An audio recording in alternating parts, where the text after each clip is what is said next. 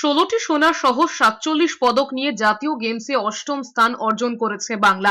এটাই রাজ্যের সবথেকে ভালো ফল। আর এই সাফল্যে অনুপ্রাণিত হয়ে এবার পশ্চিমবঙ্গে জাতীয় গেমস আয়োজনের চেষ্টা শুরু করেছে বাংলার অলিম্পিক্স সংস্থা।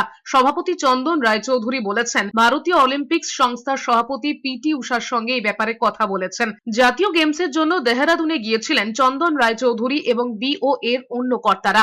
সেখানেই কথা হয়েছে বলে জানিয়েছেন চন্দন রায়চৌধুরী। এজন্য বাংলাকে বিডে অংশ নিতে বলেছেন পিটি উষা। পরের বছর জাতীয় গেমস হবে না, 2027-এ জাতীয় গেমসের আয়োজনের দায়িত্ব পেয়েছে মেঘালয়। বাংলা চাইছে 2029-এ জাতীয় গেমসের আয়োজন করতে। 1985 সাল থেকে জাতীয় গেমস শুরু হওয়ার পর থেকে একবারও এই প্রতিযোগিতার আয়োজন করেনি বাংলা। চন্দন রায়চৌধুরী জানিয়েছেন, এবার বাংলাকে 1/4 পদক এনে দিয়েছে জিমন্যাস্টরা। অথচ এ রাজ্যে কোনো একাডেমি নেই। এ রাজ্যে উন্নত মানের জিমন্যাস্টিক্স একাডেমি তৈরি করার চেষ্টা করা হবে। It's a remarkable, incredible result for them and joint venture of all.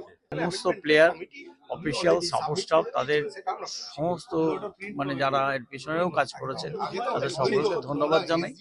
Bangla খুব ভালো রেজাল্ট করেছে।